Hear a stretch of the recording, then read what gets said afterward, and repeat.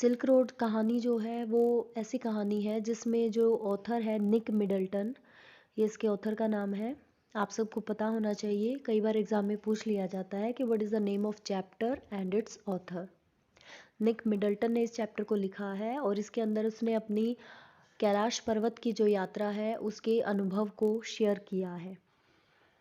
तो इसका नाम सिल्क रोड इसलिए दिया गया है क्योंकि चाइना से टर्की के बीच में जो रोड है from East Asia to West Asia, ये रोड इन दोनों को जोड़ता है और इस रोड से सिल्क का व्यापार होता है, ट्रांसपोर्ट होता है एक जगह से दूसरी जगह तक, इसलिए इस रूट को, इस रास्ते को सिल्क रोड का नाम दिया गया है। तो ये कहानी स्टार्ट होती है। A flawless half moon floated in a perfect blue sky on the morning we said our goodbyes. कि बिल्कुल सुबह, वैसे सुबह आप सोचेंगे कि सुबह के नीले आकाश में चंद्रमा नहीं होता, सूर्य होता है, लेकिन यहाँ पर सूर्योदय होने से पहले जो सुबह का समय होता है उसके बारे में कहा गया है, जिस समय चांद बिल्कुल साफ था लेकिन आधा चंद्रमा था जिस पर कोई दाग नहीं था, जब हमने अलविदा कहा। यहाँ पर ऑथर और उसके ड्राइवर की बात हो रही है। ऑथर और ड्राइवर जिस जगह पर रुके हुए थे वहाँ से वो विदा लेते हैं। Extended banks of cloud like long French loaves glowed pink as the sun emerged to splash the distant mountain tops with a rose-tinted blush. बादलों को यहाँ पर कहा गया है कि जो बादल हैं वो देखने में ऐसे लग रहे थे, यानी बड़े बड़े बादल देखने में फ्रेंच ब्रेड लॉफ जैसे लग रहे थे। फ्रेंच लॉव्स जो है वो लॉफ का प्लूरल है। लॉफ का मतलब होता है जो लोग जो अपने स्क्वायर शेप में जो ये ब्रेड होते हैं ये स्लाइस होते हैं। आप इमेजिन करो कि अगर एक बड़ा सा लॉफ है जिसमें से स्क्वायर पीस के ब्रेड नहीं काटे गए हैं तो उसे हम लॉफ कहते हैं। उसमें से स्लाइस काटने के बाद ये ब्रेड के पीसेस बनते हैं। तो बादलों का आकार जो है वो फ्रेंच लॉव्स जैसा लग रहा था और जैसे ही पर्वतों की चोटियों पर सूर्योदय हुआ, सूर्य का उदय होना शुरू हुआ तो सभी पर्वतों की चोटियाँ गुलाब के फूल जैसी चमकने लगी। Now that we were leaving Ravu, अब जबकि हम रावू नामक जो स्थान जहाँ पर ये रुके हुए थे, जब हम उस स्थान को छोड़कर जा रहे थे, Lhamo said she wanted to give me a farewell present. Lhamo कोई लड़की है जो कहती है ऑथर से कि वो विदाई के समय दिया जाने वाला उपहार हमें देना चाहती है। One evening I had told her through Daniel that I was heading towards Mount Kailash to complete the Kora. एक बार डैनियल के माध्यम से मैंने उसे बताया था कि यहाँ से मैं सीधा कैलाश पर्वत की यात्रा पर जाऊँगा अपनी परिक्रमा पूरी करने के लिए। टू कंप्लीट द कोरा, जैसे अपने यहाँ अपनी हिंदी लैंग्वेज में परिक्रमा होती है ना, किसी पर्टिकुलर जगह के चक्कर लगाते हैं जिसे हम परिक्रमा कहते हैं। ये तिब्बतन वर्ड है, तिब्बत साइड का वर्ड है कोरा, जिसका मतलब है किसी जगह के चक्कर लगाना, परिक्रमा करना। And she said that I ought to get some warmer clothes, और तब लहामो ने कहा था कि मुझे कुछ गर्म कपड़े लेने होंगे। After ducking back into her tent, ducking back मतलब एक बार टेंट में अंदर जाकर वो तुरंत वापस आई। She emerged carrying one of the long sleeve sheep skin coats that all the men wore. और टेंट में से एक बार जाकर जब वो वापस आई तो उसके हाथ में एक बड़ी बाजू वाला भेड़ बकरी की खाल से बना हुआ कोट था जो वहाँ के सभी लोग पहनते थे। Tsetan sized me up as we climbed into his car, जैसे ही हम, सेतन इस ड्राइवर का नाम है, जैसे ही हम उस सेटन की गाड़ी में बैठने वाले थे, साइज्ड मी अप का मतलब होता है कि ऊपर से नीचे तक उसने मुझे ध्यान से देखा, ड्राइवर ने। और यस ही डिक्लेयर्ड ड्रॉकबा सर, अरे हाँ, और वो चिल्लाया कि आप गडरिये जैसे लग रहे। ड्रॉकबा मतलब गडरिया, शेफर्ड जो भेड़ बकरियां चराता है। ड्रॉकबा तिब्बत लैंग्वेज में शेफर्ड को, गडरिये को कहा जाता है। We took a shortcut to get off the Changthang. Changthang भी उस जगह पर एक जगह का नाम है, तिब्बतन प्लेट्यू में ही चैंटैंग नाम की एक जगह है। वो कहते हैं चैंटैंग तक निकलने के लिए, चैंटैंग से निकलने के लिए हमने शॉर्टकट लिया। Tsetan knew a route that would take us south west. Tsetan को एक रास्ता पता था जो हमें दक्षिण पश्चिम में ले जा सकता था। Almost directly towards mount Kailash, लगभग वो सीधा वो रास्ता हमें कैलाश पर्वत तक ले जाता। It involved crossing several fairly high mountain passes. इस रास्ते में काफ़ी बड़े बड़े पर्वतों के बीच के रास्ते थे। माउंटेन पास का मतलब जो पहाड़ों के बीच में रास्ते बनाए जाते हैं। He said, but no problem sir, he assured us. उसने हमें विश्वास दिलाया कि लेकिन कोई दिक्कत नहीं है जनाब। If there is no snow, अगर बर्फ़ नहीं मिली रास्ते में तो कोई दिक्कत नहीं होगी। What was the likelihood of that? I asked, not knowing sir until we get there. मैंने उससे पूछा कि अक्सर यहाँ कैसा होता है, मतलब क्या आगे बर्फ़ मिलती है या नहीं मिलती है। मैंने उससे पूछा, नॉट नोइंग सर, पता नहीं sir, until we get there, जब तक हम वहाँ नहीं पहुँच जाते तब तक हम कुछ नहीं कह सकते। From the gently rolling hills of Ravu, उस रावू नामक स्थान पर जो पहाड़ियाँ थी, जेंटली रोलिंग का मतलब है ऐसी पहाड़ियाँ जिनकी ढलान हल्की होती है। देखो, एक होती है बिल्कुल खड़ी ढलान वाली पहाड़ियाँ जिनसे उतरना चढ़ना जिन पर आसान नहीं होता, लेकिन जेंटली रोलिंग का मतलब है जिनकी ढलान कम होती है, जिस पर आसानी से कोई व्हीकल लेकर भी चढ़ा जा सकता है और पैदल भी आया जाया जा सकता है। हल्की ढलान वाली जो पहाड़ियाँ रावू की में थी, वहाँ से the shortcut took us across vast open plains with nothing in them. वो रास्ता जो हमने छोटा रास्ता चुना था वो हमें बड़े बड़े प्लेन यानी मैदानी भाग में वो रास्ता हमें ले आया, और हमें वहाँ पर कुछ भी नहीं मिला सिवाय एक्सेप्ट अ फ्यू गज़ल्स। गज़ल जो है हिरन जैसे दिखने वाले एनिमल्स होते हैं, मैमल्स होते हैं। ये बड़ी बड़ी आँखें होती हैं, बड़े बड़े सींग होते हैं, थोड़ा सा देखने में इनका लुक एक हिरन जैसा होता है। तो वहाँ पर हमें इन पशुओं के अलावा और कोई भी नहीं मिला। That would look up from nibbling the arid pastures and from before bounding away into the void. और जो वो इन्हें पशु दिखाई दिए थे, वो पशु इनकी तरफ देखकर और वहाँ से वो एकदम से इन्हें देखकर वहाँ से एरिड पेस्चर्स का मतलब यहाँ है ड्राई एरियाज़ जो वहाँ पर थे, जो कि आने जाने वाले लोगों को देखते हैं और तुरंत वहाँ से इधर उधर भागने लगते हैं डर के मारे। Bounding away into the void, void का मतलब किसी खाली स्थान की तरफ वो भाग जाते हैं। Further on where the plains became more stony than grassy, आगे जाकर जहाँ वो मैदानी भाग अब घास का नहीं रह गया था, मतलब कच्चा नहीं था, जहाँ पक्के रोड शुरू हो गए थे, पत्थरों के road. A great heard of wild ass came into view, आगे जाकर हमें जंगली, एस का मतलब जो डोंकी होता है, गधा होता है, जंगली गधे हमें दिखाई दिए।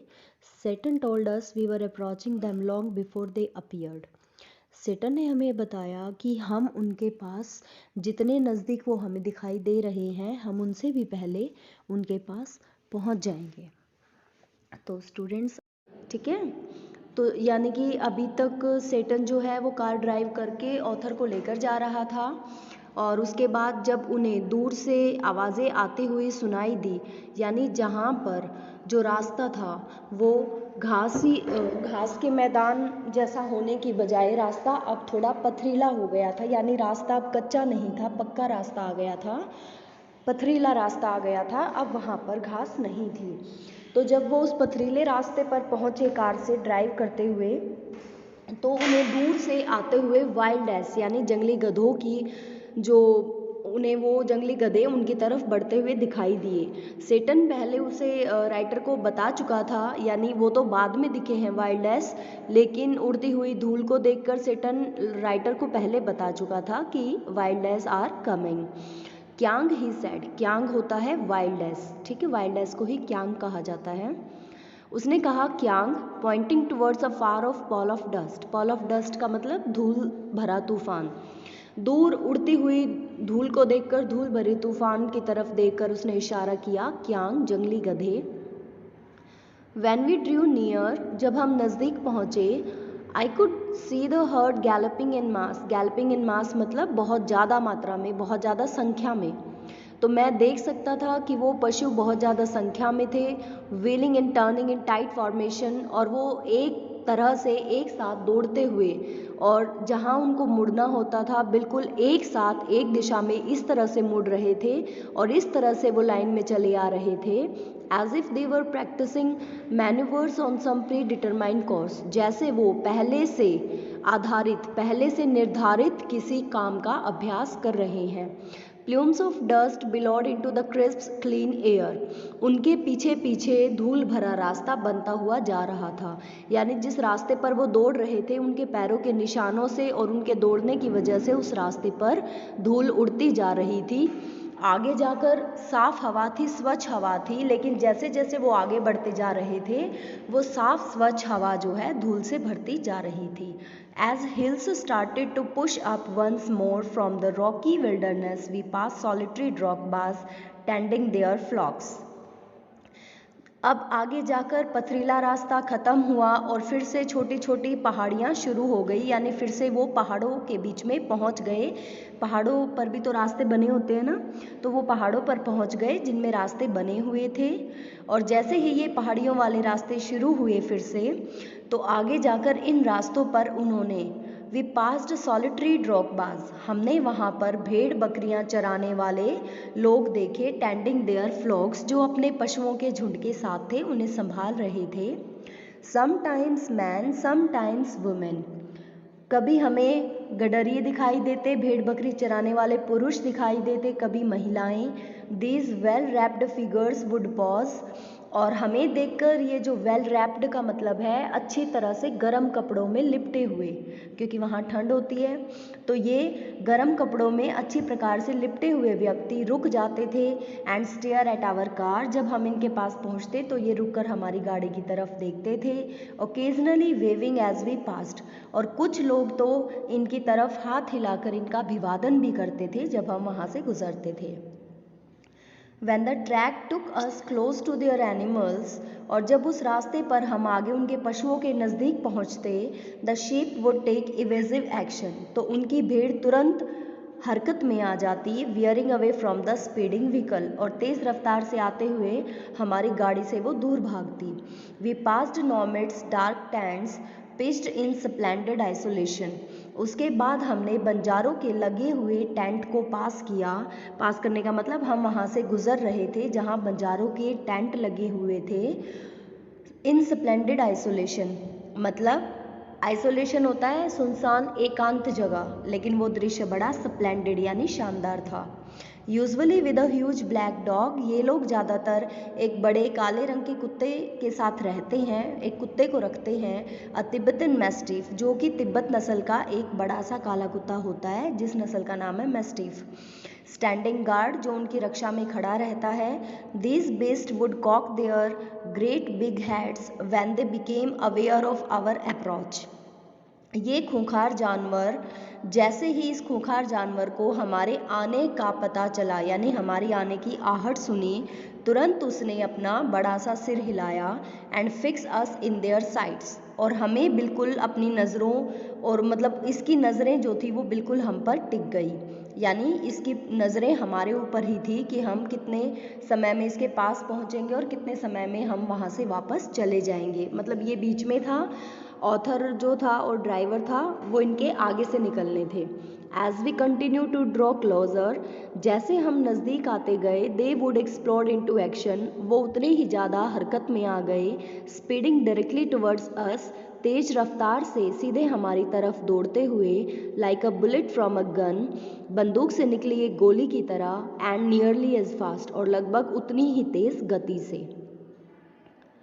These shaggy monsters blacker than the darkest night, ये दिखने वाले खूंखार राक्षस जैसे जीव जो कि गहरी काली रात से भी ज़्यादा काले होते हैं। Usually what bright red collars, जिन्होंने गले में चमकीले लाल रंग के पट्टे पहने थे। एंड बाग्ड फ्यूरियसली, और गुस्से में, बहुत ज़्यादा गुस्से में वो भौंक रहे थे।